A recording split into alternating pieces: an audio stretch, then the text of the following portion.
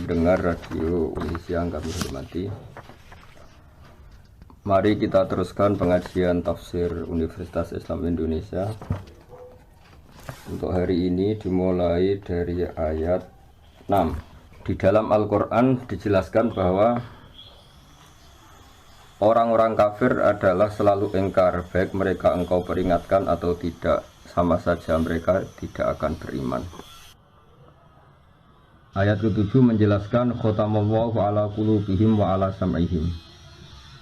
Di sini diterjemah dengan Allah telah mengunci hati dan pendengaran mereka dan penglihatan mereka tertutup rapat. Para pendengar yang kami hormati, tentu ini bagian dari kategori orang kafir. Ada orang kafir tertentu yang karena angkuhnya, karena cueknya terhadap kebenaran, sehingga dihukum Allah dengan dikunci hati dan pendengaran mereka. Juga dijelaskan bahwa wa'ala absarihim ghisyawah, dan penglihatan mereka tertutup rapat. Akhirnya mereka mengalami walahum azabun azim, mereka pasti mendapat siksa yang pedih. Tentu dalam keyakinan para ulama sebagaimana yang termaktub atau mansus atau eksplisit dalam teks Al-Quran adalah ini jenis-jenis orang kafir yang ketika mati dalam keadaan kafir. Dalam sebagian ayat disebut wama tuwahum kufar, mereka kafir dan mati dalam keadaan kafir. Dengan demikian maka ayat ini untuk orang-orang kafir yang mati dalam keadaan kafir, bukan kafir yang akhirnya bertaubat. Jika ada orang kafir yang akhirnya bertaubat dan berbuat amal soleh, mereka iman secara benar, maka masuk kategori ayat Qulil ladzina kafaru iyantahu yufar lahum ma qad salaf. Katakan Muhammad pada mereka yang kafir, jika mau berhenti dari kekafirannya, maka akan diampuni apa-apa yang sudah lewat atau dosa-dosa yang pernah mereka lakukan. Para pendengar yang kami hormati, bahwa ayat ini mengatakan orang-orang kafir kamu peringatkan atau tidak, sama saja mereka ada iman. Meskipun ini satu kejadian atau satu fakta, satu kategori yang faktual di antara orang-orang kafir, yaitu diperingatkan apa tidak diperingatkan tetap tidak iman. Tapi ini tidak menjadikan hukum bahwa Nabi tidak wajib dakwah atau memperingatkan. Dalam banyak ayat Allah mengatakan in alaika illal balagh, kamu Muhammad harus tetap menyampaikan meskipun mereka menolak. Karena menyampaikan kebenaran, memperjelas kebenaran atau berargumentasi tentang kebenaran harus selalu disampaikan kepada mereka. Dan tentu sebagian mereka faktanya iman. Dengan demikian ayat ini khusus bagi mereka yang kafir dan mati dalam keadaan kafir, baru diancam walahum azabun azim, mereka itu dapat siksa yang pedih. Tapi jika mereka kafir dan menjadi mukmin karena penjelasan-penjelasan Nabi, maka dia dihukumi mukmin dan dia berhak masuk surga. Dalam surat Al-Bayyinah dijelaskan bahwa fungsi Nabi adalah bayyinah. Bayyinah maknanya adalah menjelaskan satu kebenaran yang begitu jelas, sehingga orang yang paling ingkar sekalipun, paling bodoh sekalipun, paling angkuh sekalipun, karena penjelasan Nabi sangat argumentatif dan sangat rasional, banyak juga mereka yang menerima. Bagaimana termaktub dalam surat Al-Bayyinah, lam yakunil ladzina kafaru min ahlil kitab wal musyrikin munfakina hatta ta'tiyahumul bayyinah rasulun minallahi yatslu suhufan mutahharah. Mereka yang kafir, baik kafir golongan Yahudi Nasrani maupun kafir dari golongan musyrik Mekah kala itu, tidak akan tercerabut dari akar kekafirannya sehingga datang al-bayyinah. Al-Bayyinah itu apa? Kebenaran sejati, kebenaran yang begitu gamblang, begitu jelas, begitu transparan. Yakni adalah Rasulun minallah yatslu suhufan mutahharah, yaitu Rasul Allah yang membaca lampiran-lampiran suci, yakni Al-Quran. Ada fakta sejarah bahwa Umar bin Khattab dulu itu kafir. Dia dikenal dengan preman pasar ukat. Dia dengan lantang mau membunuh Rasulullah. Ketika di tengah perjalanan, Umar ketemu sama temannya, dia ditanya, mau kemana kamu Umar? Mau bunuh Muhammad karena dia sudah bikin agama yang baru. Lalu kata temannya tadi, kenapa kamu membunuh Muhammad sementara saudari kamu, saudara putra putri kamu juga sudah mengikuti Muhammad? Lalu Umar berbalik arah mencari adiknya. Kemudian setelah ketemu adiknya, ternyata adiknya baru mengkaji surat Toha bersama suaminya. Ketika Umar datang dan mendengar surat Toha tadi, yang diantaranya dikatakan ada wahyu, Toha ma anzalna alaikal qur'ana litasqa illa tazkiratal liman yakhsha. Muhammad, kamu saya turunkan Al-Quran kepada kamu ini bukan untuk kamu celaka. Quran turun kepada kamu hanya untuk sebagai peringatan liman yakhsha, bagi mereka yang punya rasa takut kepada Allah Subhanahu wa taala. Kenapa Allah perlu ditakuti? Karena Allah adalah zat yang mempunyai langit bumi, yang menguasai alam raya. Sebab itu diistilahkan dalam Al-Qur'an tanzilam mimman khalaqal arda was samawati ula. Lalu ketika Umar mendengar ayat ini, dia tahu dan dia berkomentar, ma hadza min qaulil bashar, enggak mungkin karangan manusia seperti ini. Akhirnya dia iman. Lalu setelah iman mencari Rasulullah dan ketemu di rumahnya Zaid bin Arqam, kemudian dikenal sebagai tanggal kejayaan Islam karena saat itu Umar masuk Islam. Dengan fakta-fakta seperti ini, maka ayat 5, ayat 6 dan ayat 7 adalah khusus orang-orang kafir yang mati dalam keadaan kafir. Tapi bukan berarti semua kafir adalah ngalami khotamallahu ala qulubihim wa ala sam'ihim. Orang-orang kafir yang hatinya ditutup sampai mati, tidak. Sebab banyak juga orang kafir yang akhirnya masuk Islam. Yang masyhur dalam sejarah ada Sayyidina Umar bin Khattab, ada Khalid bin Walid, ada putra Abu Jahal, Ikrimah bin Abi Jahil, ada Abi Sufyan, masih banyak lagi kafir-kafir Quraisy yang akhirnya masuk Islam. Dengan demikian ayat 6 sampai 7 adalah kategori tertentu, yaitu mereka kafir dan mati dalam keadaan kafir. Sementara orang-orang kafir yang akhirnya masuk Islam, baik secara individu kayak Sayyidina Umar, kayak Sayyidina Khalid bin Walid, kayak beberapa sahabat, juga di akhir masa kenabian Rasulullah sebelum beliau wafat, tepatnya peristiwa Fathi Mekah, ketika Mekah dikuasai Rasulullah, adalah ada gelombang di mana orang kafir secara massal masuk Islam, yaitu yang disebut dalam surat Fatah, idza jaa nasrullahi wal fathu wa ra'aitan nasa yadkhuluna fi dinillahi afwaja. Jika telah datang pertolongan Allah dan telah datang juga kemenangan-kemenangan kamu atas musuh-musuh kamu Muhammad, dan akhirnya kamu melihat, bersaksi, melihat langsung, wa ra'aitan nasa, kamu melihat para manusia, para orang-orang kafir, yadkhuluna fi dinillahi afwaja, wa ra'aitan nasa yadkhuluna fi dinillahi afwaja, kamu melihat manusia memasuki Islam, termasuk Islam dengan keadaan bergelombang-gelombang atau berjamaah-berjamaah. Dengan demikian jelas sekali bahwa kategori orang kafir adalah satu, orang-orang kafir yang mati dalam keadaan kafir, ini yang kena vonis di neraka selamanya, walahum adzabun azim. Ada orang-orang kafir yang akhirnya Islam, ini yang disebut dalam ayat qulil ladzina kafaru iyantahu yughfar lahum ma qad salaf. Katakan pada orang-orang yang kafir, jika mau berhenti dari kekafiran, maka dosa-dosa mereka akan diampuni.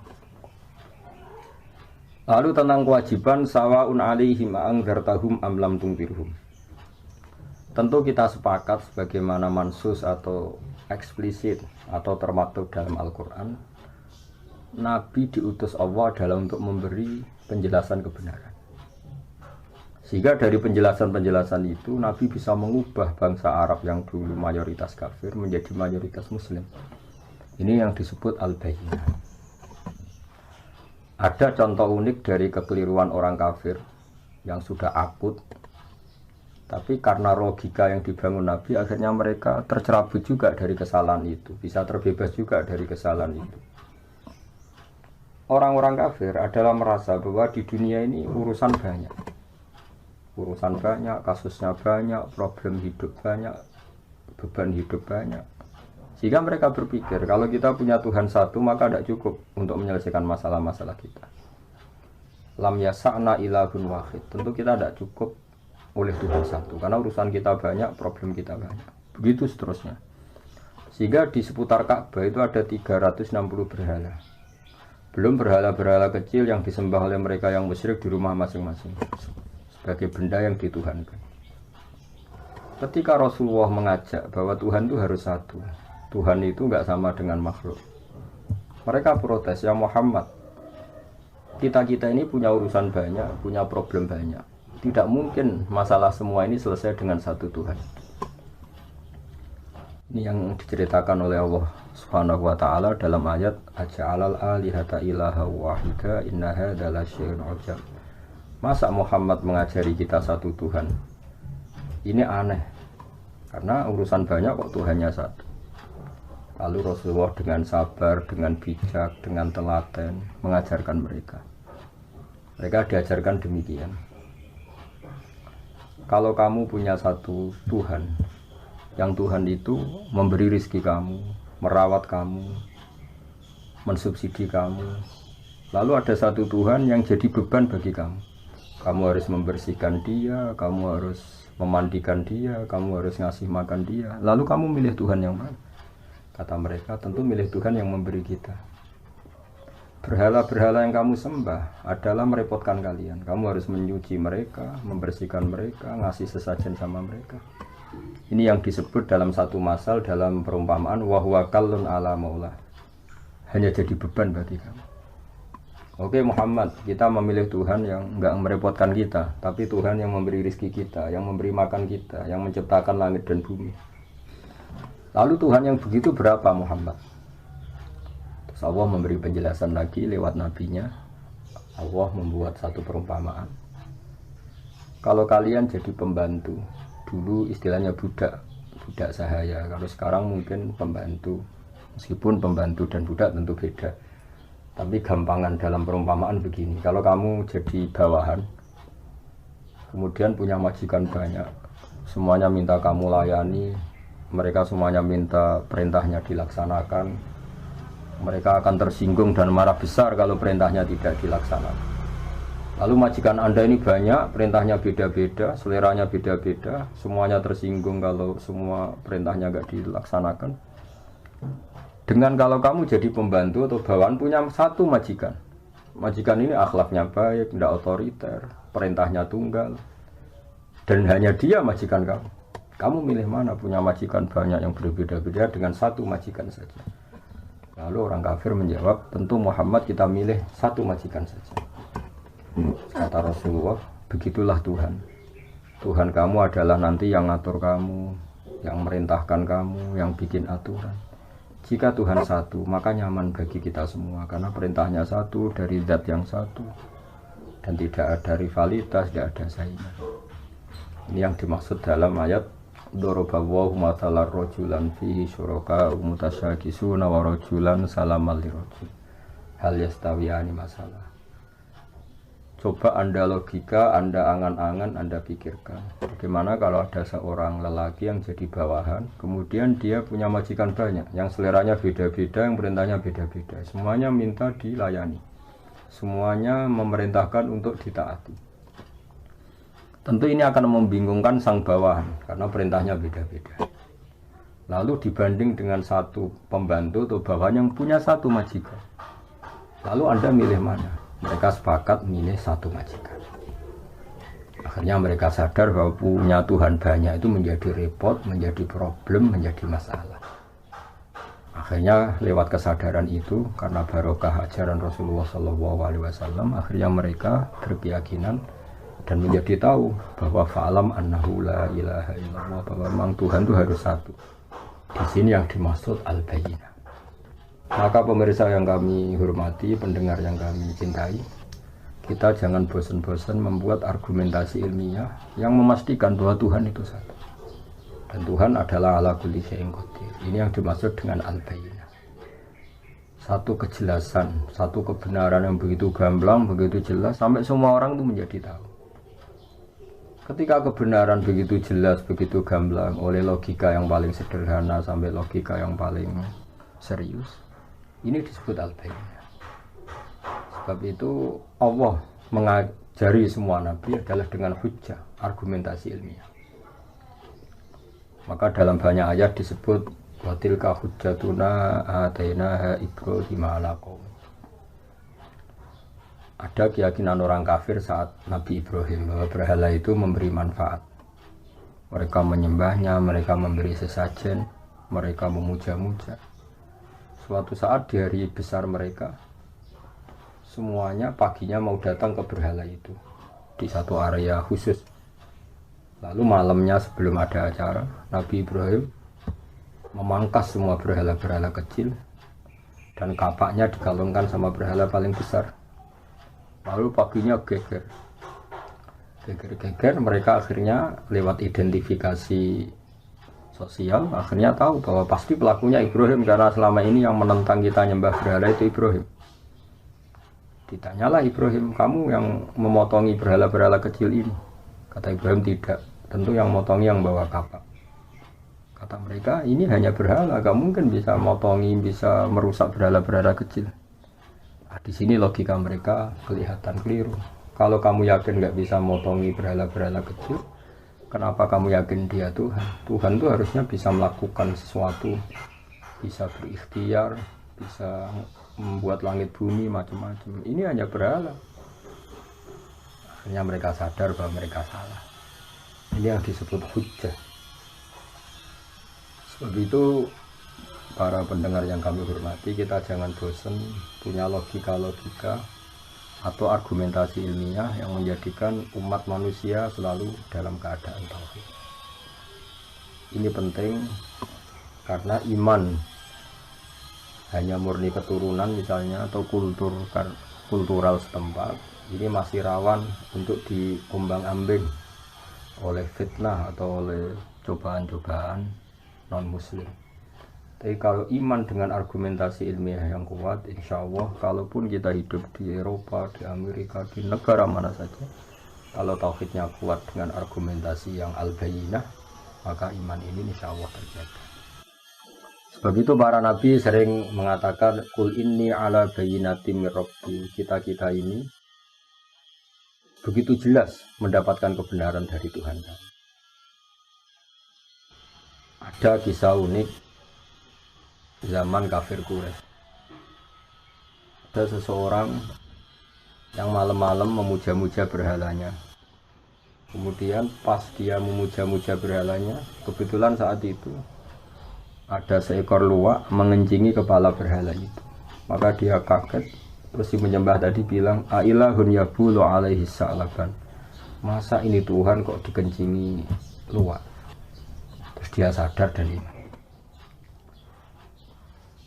Sehingga hemat kami para pendengar bahwa latihlah terus logika beriman, logika bahwa Allah satu, Tuhan satu.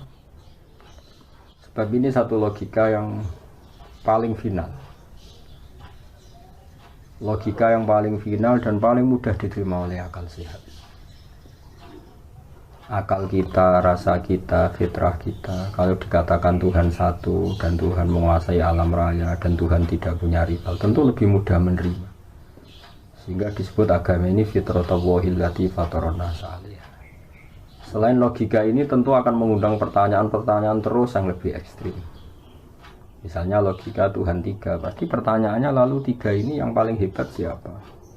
Yang paling pertama siapa? Ini pertanyaan-pertanyaan yang nggak mungkin terjawab. Sehingga paling mudah di logika adalah Tuhan itu satu dan Tuhan tidak ada jenis yang sama, tidak ada yang sama, yang sejenis. Di sini terus kemudian orang-orang kafir tanya lagi, ya Muhammad, Tuhan kamu yang menarik itu, yang hebat itu, lalu sifatnya kayak apa? Turunlah surat Qul huwallahu ahad, Allahus samad, lam yalid wa lam yulad wa lam yakul lahu kufuwan ahad. Tuhan kami ini juga Tuhan kalian, Tuhan sealam raya dan Tuhan yang sejati adalah Tuhan yang satu. Allahus samad dan Tuhan yang menjadi tujuan untuk kita lapuri masalah-masalah kita. Tuhan yang kita berdoa kepadanya setiap kita punya masalah. Lalu ciri Tuhan lagi adalah lam yalid wa lam yulad. Dia tidak melahirkan juga tidak dilahirkan. Ini penting karena Tuhan adalah zat yang nggak mungkin ada kembarannya. Sehingga kalau punya anak nanti tentu anak itu sejenis dengan bapak. Padahal ini tidak mungkin dalam Tuhan. Karena Tuhan adalah laisa kamitslihi syai'un, pasti tidak ada kembarannya. Karena Tuhan adalah zat yang azali, yang pertama, dan tentu punya sifat-sifat yang sama sekali berbeda dengan makhluk. Yang oleh istilah para ulama disebut mukhalafatul hawadisi, pasti beda dengan makhluk. Kalau bahasa Quran menyebut laisa kamitslihi syai'un, pasti nggak ada badannya. Kemudian ayat ini ditutup walam yakul lahu kufuwan ahad, dan tak ada seorang pun yang akan menyamai Tuhan sampai kapanpun.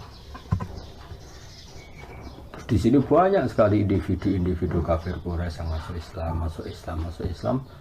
Klimaknya adalah ketika Fathu Mekah mereka masuk Islam secara bergelombang-gelombang. Sebab itu sekarang kita saksikan Mekah, Madinah dan semua Timur Tengah mayoritas Muslim. Ini barokahnya penjelasan atau al-bayinah atau argumentasi ilmiah yang terus diterangkan, dibawa-bawa, disosialisasikan oleh Rasulullah SAW. Sebab itu saya ulang lagi ayat 6 innalladzina kafaru sawa'un 'alaihim a'andzartahum am lam tunzirhum la yu'minun. Di sini diterjemah adapun mereka yang ingkar baik mereka itu engkau peringatkan atau tidak sama saja mereka tidak akan beriman. Ini adalah jenis-jenis atau kategori orang kafir yang mereka kafir terus sampai mati. Misalnya Abu Jahal, Abu Lahab. Tapi tentu ini satu jenis. Yang nanti ada jenis lain dari orang-orang kafir itu yang masuk ayat. Misalnya idza jaa nasrullahi wal fathu wa ra'aitan nasa yadkhuluna fi dinillahi afwaja. Jadi ada orang-orang kafir yang akhirnya masuk Islam dan mati dalam keadaan Islam. Dan itu banyak sekali sebagaimana kita tahu dalam sejarah ada Umar, ada Khalid bin Walid, ada Abi Sufyan dan sebagainya dan sebagainya. Sebab itu dalam disiplin ilmu tafsir dijelaskan seorang mufassir atau seorang mutarjim menerjemah harus hafal Quran dan harus menguasai makna-makna Quran. Sebab 1-2 ayat kadang-kadang di situ Allah hanya menjelaskan satu kategori saja. Ada kategori-kategori lain yang dijelaskan di ayat lain. Misalnya ada ayat yang menjelaskan umat Islam itu wajib melakukan ini. Misalnya disebut 4. Di ayat lain disebutkan sampai 8. Di ayat lain lagi misalnya disebutkan sampai 6. Lalu kita menghitung semua itu termasuk kewajiban. Dan itu normal dalam ulumul Quran. Sebab itu misalnya di sini diterangkan hanya ada orang kafir, misalnya yang akhirnya berjenis sawa'un 'alaihim andzartahum am lam tunzirhum. Orang-orang kafir yang kamu peringatkan apa enggak tetap enggak mukmin, artinya tetap kafir. Tapi ada orang-orang kafir yang akhirnya munfakin, tercerabut dari akar kekafirannya karena datang sebuah bayinah. Ini yang disebut lam yakunil ladzina kafaru min ahlil kitab wal musyrikin munfakina hatta ta'tiyahumul bayinah. Ini penting saya sampaikan biar kita punya tradisi kalau sebagai mufassir atau pengambil makna dari Quran kita harus komprehensif ayat-ayat yang terkait kita kaji, tematik-tematik yang terkait kita kaji, asbabun nuzul kita kaji, kesimpulan-kesimpulan linguistik juga kita kaji, fakta-fakta sosial juga kita kaji. Dengan demikian terus kita menyimpulkan ada sekian kategori yang baru boleh kita yakini sebagai hasil penelitian atau hasil penafsiran. Contoh gampang misalnya begini. Di ayat-ayat umum tentu orang baik itu wa yuqimunas sholat, yaitu yang mendirikan sholat. Orang-orang baik adalah orang-orang yang iman bil ghaibi, melakukan sholat, mau melakukan zakat. Kemudian di sini misalnya secara eksplisit gak disebut haji, tapi nanti di ayat lain jelas di antara rukun Islam misalnya kita kena khitab, kena aturan wa atimul hajjal umrata lillah. Atau misalnya di ayat lain dijelaskan walillahi 'alan nasi hajjul baiti man istata'a ilaihi sabila. Kamu ini kalau mampu wajib haji misalnya. Nah, kenapa ini di ayat yang berbeda? Karena memang Quran turun itu dalam durasi waktu 23 tahun. Ada masa di periode-periode Mekah Rasulullah hanya menjelaskan argumentasi tauhid. Makanya ini disebut ayat-ayat Makkiyah atau surat-surat Makkiyah. Kemudian di Madaniyah karena Islam sudah mapan, kemudian kewajiban-kewajiban Islam diterangkan secara eksplisit. Mulai zakat, bahkan kadarnya, nisabnya, aturannya, bahkan mustahiknya, siapa yang berhak menerima zakat, misalnya innamas shadaqatu lil fuqara dan seterusnya. Sehingga justru di antara mukjizat Quran, tingkat kesusastraan Quran adalah menjelaskan itu sesuai konteks. Sebab itu kita tidak bisa menyimpulkan satu Quran tanpa Anda harus hafal dulu semua. Kalau tidak, kamu harus mengikuti ulama yang hafal, yang ahli tafsir. Karena ayat ini menjadi komprehensif, menjadi lengkap pemaknanya setelah kita memperbandingkannya. Misalnya tadi, di awal Baqarah belum dijelaskan kewajiban haji. Tapi nanti di awal juz 4 misalnya ada kata-kata walillahi 'alan nasi hajjul baiti man istata'a ilaihi sabila. Terus di ayat lain sampai dijelaskan cara berhaji. Misalnya kamu harus begini, kalau haji itu ada kemungkinan ifrad, tamattu, qiran. Kalau tamattu aturannya faman tamatta'a bil umrati ilal haji famastaysara minal hadi dan sebagainya dan sebagainya. Dengan warning dari saya demikian, saya mohon sekali bahwa ulumul Quran adalah ilmu yang sangat sensitif, yang sangat peka, karena Quran adalah kitab suci, panutan umat Islam. Maka sebaiknya seseorang jangan gegabah dalam menafsirkan Quran. Kalau kita tidak ahlinya, bisa merujuk ke terjemah Kemenak atau terjemah-terjemah keluaran Al-Azhar, keluaran konsensus para ulama yang kredibel, atau mengikuti ulama-ulama yang muktabar, yang kredibel, yang kapabel di bidang.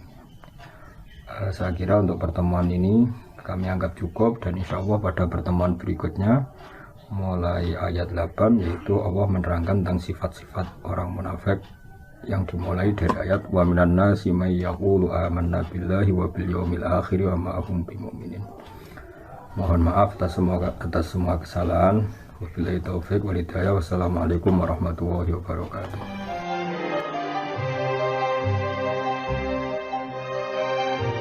Demikian tafsir UII bersama Kiai Haji Ahmad Bahauddin Nur Salim, pengasuh Pondok Pesantren Tahfizul Quran Rembang. Beliau juga merupakan mitra Profesor Zaini Dahlan MA dalam penyusunan Quran Karim dan terjemahan artinya Universitas Islam Indonesia.